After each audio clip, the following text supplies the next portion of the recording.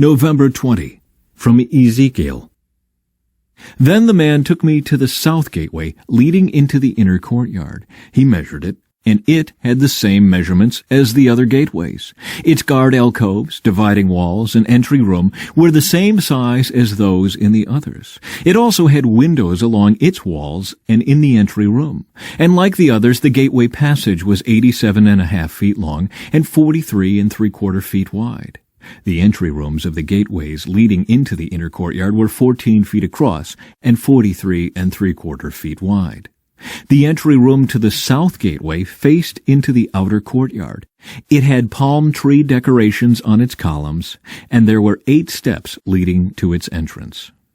Then he took me to the east gateway leading to the inner courtyard. He measured it, and it had the same measurements as the other gateways. Its guard alcoves, dividing walls, and entry room were the same size as those of the others.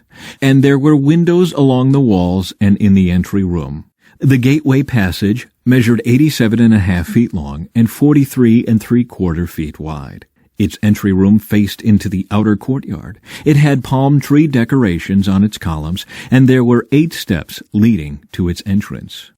Then he took me around to the north gateway leading to the inner courtyard. He measured it, and it had the same measurements as the other gateways. The guard alcoves, dividing walls, and entry room of this gateway had the same measurements as in the others, and the same window arrangements. The gateway passage measured 87.5 feet long and 43.75 feet wide. Its entry room faced into the outer courtyard, and it had palm tree decorations on the columns. There were 8 steps leading to its entrance. Rooms for preparing sacrifices. A door led from the entry room of one of the inner gateways into a side room where the meat for sacrifices was washed. On each side of this entry room were 2 tables where the sacrificial animals were slaughtered for the burnt offerings, sin offerings, and guilt offerings.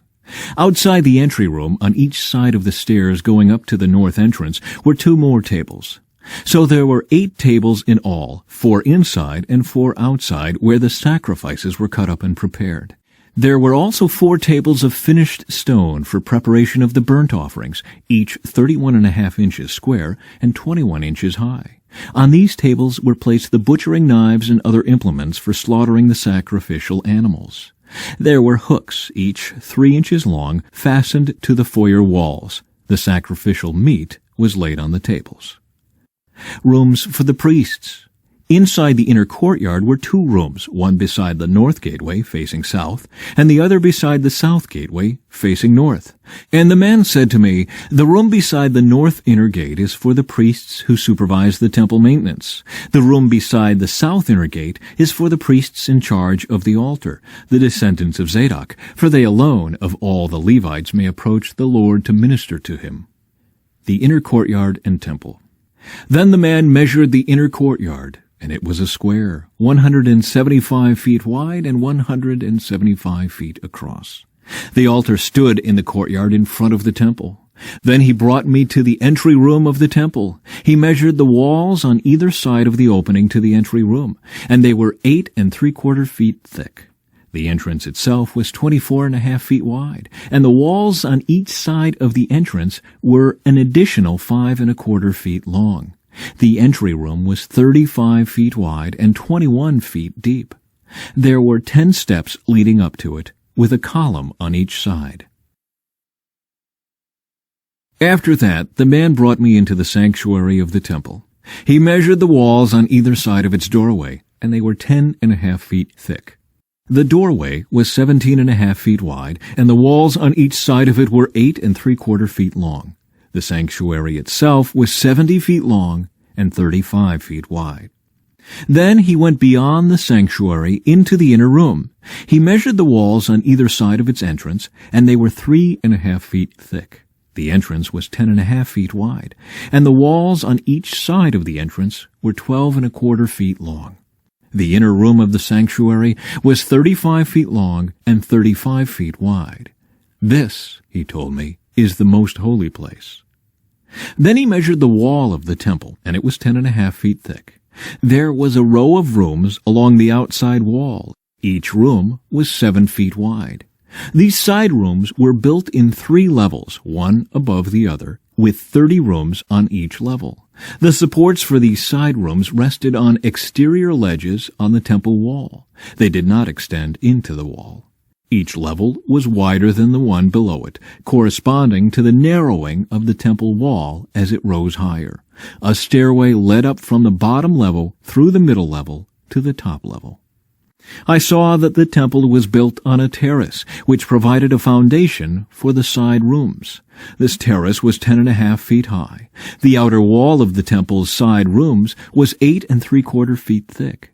This left an open area between these side rooms and the row of rooms along the outer wall of the inner courtyard. This open area was 35 feet wide, and it went all the way around the temple. 2 doors opened from the side rooms into the terrace yard, which was 8 3/4 feet wide. One door faced north and the other south.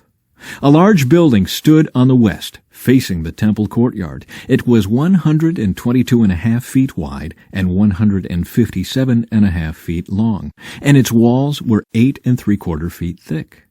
Then the man measured the temple, and it was 175 feet long. The courtyard around the building, including its walls, was an additional 175 feet in length. The inner courtyard to the east of the temple was also 175 feet wide. The building to the west, including its 2 walls, was also 175 feet wide. The sanctuary, the inner room, and the entry room of the temple were all paneled with wood, as were the frames of the recessed windows. The inner walls of the temple were paneled with wood above and below the windows. The space above the door leading into the inner room, and its walls inside and out, were also paneled. All the walls were decorated with carvings of cherubim, each with 2 faces, and there was a carving of a palm tree between each of the cherubim. One face, that of a man, looked toward the palm tree on one side. The other face, that of a young lion, looked toward the palm tree on the other side. The figures were carved all along the inside of the temple, from the floor to the top of the walls, including the outer wall of the sanctuary. There were square columns at the entrance to the sanctuary, and the ones at the entrance of the most holy place were similar. There was an altar made of wood 5 1/4 feet high and 3.5 feet across. Its corners, base, and sides were all made of wood. This, the man told me, is the table that stands in the Lord's presence. Both the sanctuary and the most holy place had double doorways, each with 2 swinging doors. The doors leading into the sanctuary were decorated with carved cherubim and palm trees, just as on the walls. And there was a wooden roof at the front of the entry room to the temple. On both sides of the entry room were recessed windows decorated with carved palm trees. The side rooms along the outside wall also had roofs. From James, chapter 4. What is causing the quarrels and fights among you? Don't they come from the evil desires at war within you? You want what you don't have, so you scheme and kill to get it. You are jealous of what others have, but you can't get it, so you fight and wage war to take it away from them.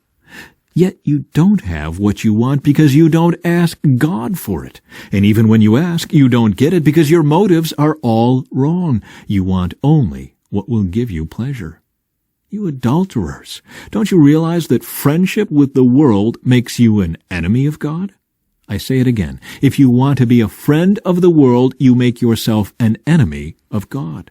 What do you think the Scriptures mean when they say that the Spirit God has placed within us is filled with envy, but He gives us even more grace to stand against such evil desires? As the Scriptures say, God opposes the proud, but favors the humble. So humble yourselves before God. Resist the devil, and he will flee from you. Come close to God, and God will come close to you. Wash your hands, you sinners. Purify your hearts, for your loyalty is divided between God and the world. Let there be tears for what you have done. Let there be sorrow and deep grief. Let there be sadness instead of laughter, and gloom instead of joy. Humble yourselves before the Lord, and He will lift you up in honor. Warning against judging others. Don't speak evil against each other, dear brothers and sisters. If you criticize and judge each other, then you are criticizing and judging God's law. But your job is to obey the law, not to judge whether it applies to you. God alone, who gave the law, is the judge. He alone has the power to save or to destroy. So what right do you have to judge your neighbor? Warning about self-confidence. Look here, you who say, today or tomorrow we are going to a certain town and will stay there a year. We will do business there and make a profit. How do you know what your life will be like tomorrow? Your life is like the morning fog. It's here a little while, then it's gone. What you ought to say is, if the Lord wants us to, we will live and do this or that. Otherwise, you are boasting about your own plans, and all such boasting is evil. Remember, it is sin to know what you ought to do and then not do it. From Psalms. Open for me the gates where the righteous enter, and I will go in and thank the Lord. These gates lead to the presence of the Lord, and the godly enter there. I thank you for answering my prayer and giving me victory. The stone that the builders rejected has now become the cornerstone. This is the Lord's doing, and it is wonderful to see. This is the day the Lord has made. We will rejoice and be glad in it. Please, Lord, please save us. Please, Lord, please give us success. Bless the one who comes in the name of the Lord. We bless you from the house of the Lord. The Lord is God, shining upon us. Take the sacrifice and bind it with cords on the altar.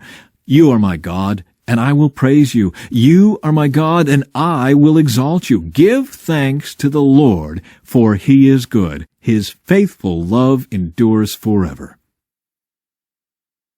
From Proverbs. A poor person who oppresses the poor is like a pounding rain that destroys the crops. To reject the law is to praise the wicked. To obey the law is to fight them. Evil people don't understand justice, but those who follow the Lord understand completely.